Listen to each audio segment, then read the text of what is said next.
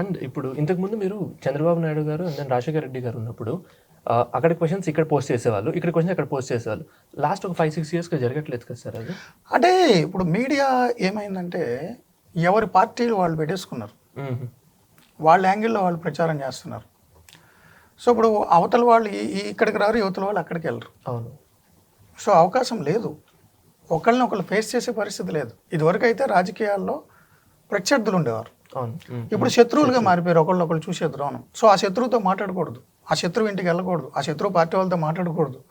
ఆ శత్రువుకి పాజిటివ్గా వార్త ఎప్పుడో రాశారు కాబట్టి ఇతను కూడా ఆ శత్రువు మోకలో భాగమే. సో ఇలా చీలిపోయినప్పుడు వాళ్ళు రారు. ఓకే.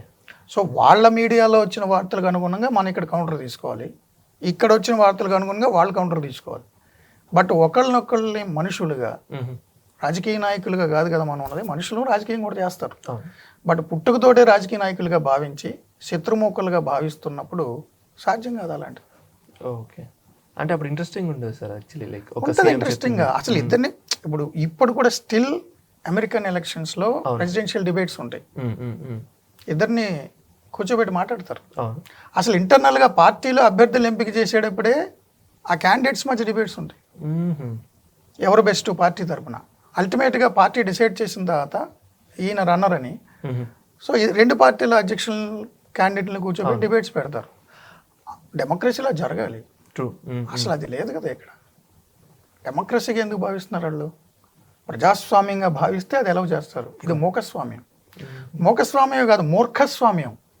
అంటే మెజారిటీ ప్రజల్ని ఎన్నుకోవాలి కాబట్టి మెజారిటీగా ఉన్న ప్రజల్ని నువ్వు ఇన్ఫ్లుయెన్స్ చేయడానికి పంప్ చేస్తున్నావు, నెరేటివ్స్ పంప్ చేస్తున్నావు, వాళ్ళని మార్చేస్తున్నావు.